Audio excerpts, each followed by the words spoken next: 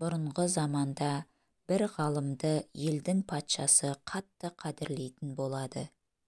Бұл ғалым патшаға үнемі: «Патшам, жақсылық қылған адамға жақсылық жасаңыз, жамандық жасаған адамға жаза ретінде өзінің жамандығы да жеткілікті» деп насихат айтады екен. Бұл ғалымды уәзірлердің бірі күндеп көре алмай патшаға шағымданыпты. «Патшам, ана ғалым сіздің аузыңыз сасиды деп айтып жүр. Сөздеріңнің дұрыстығына қалай сенемін? Ғалымды қасыңызға шақырыңыз. Егер де сізге жақындағанда мұрнын жабатын болса, сөзімнің растығы белгілі болады». Көре алмай жүрген уәзір патшаның алдынан шыға салып, ғалымды асқа шақырады да сарымсақ қосылған тағам ұсынады. Біраздан соң ғалым патшаның алдына барғанында патша оған қасына жақындауын айтады.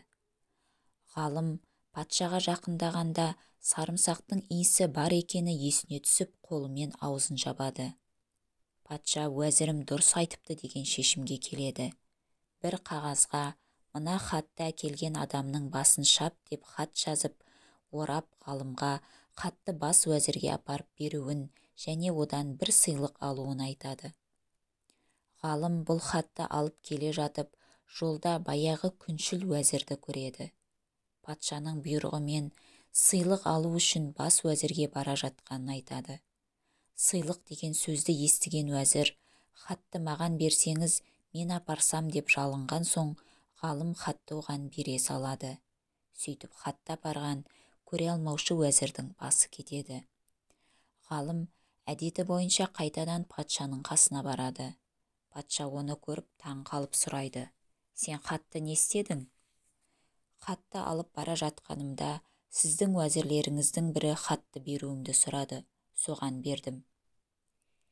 Кеше сол уәзір маған сенің патшаның аузы сасиды деп айтып жүргеніңді жеткізді. Сол рас па?» «Мүлдем ондай ештеңе айтпадым», дейді ғалым. «Олай болса неге кеше алдыма келгеніңде аузыңды жаптың?» дегенде, ғалым сол уәзірдің оны асқа шақырып сарымсақ қосылған тамақ бергенін және сарымсақтың иісімен патшаның мазасын алмау үшін аузын жапқанын айтады. Патша «Сенің айтқан насихатың дұрыс екен» деп ғалымның сөздерін қайталап шықты. Жаманға өзінің жамандығы жеткілікті болды. Көре алмаған уәзір осылай жазасын тартты.